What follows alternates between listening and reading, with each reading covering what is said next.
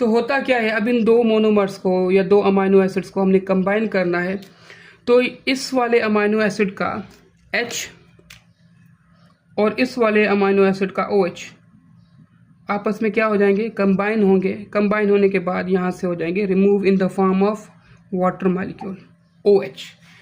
तो ये आपस में क्या हो गए, H एंड OH आपस में मिलकर यहाँ से in the form of water molecule remove हो गए।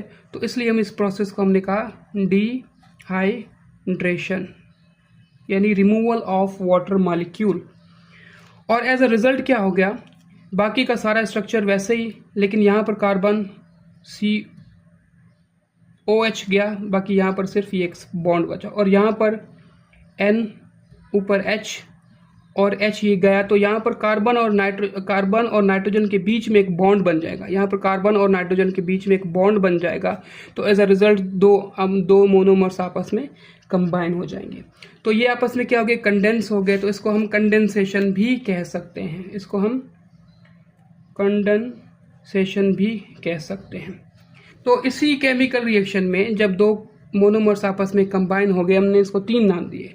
एक तो इसको हमने एनाबोलिज्म कह दिया। एनाबोलिज्म का मतलब क्या है, ऐसा केमिकल रिएक्शन जिसमें लार्ज मॉलिक्यूल्स बनते हैं। तो ये लार्ज मॉलिक्यूल बन गए, दो आपस में मिले, ऐसे हजारों आपस में कंडेंस होकर लार्ज मॉलिक्यूल बनाते हैं।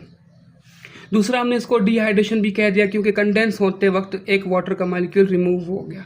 तीसरा हमने इसको कंडेंसेशन बोल दिया, क्योंकि दो अमीनो एसिड्स आपस में कंडेंस हो रहे। तो ये होता है हमारा ओवरऑल एनाबोलिज्म।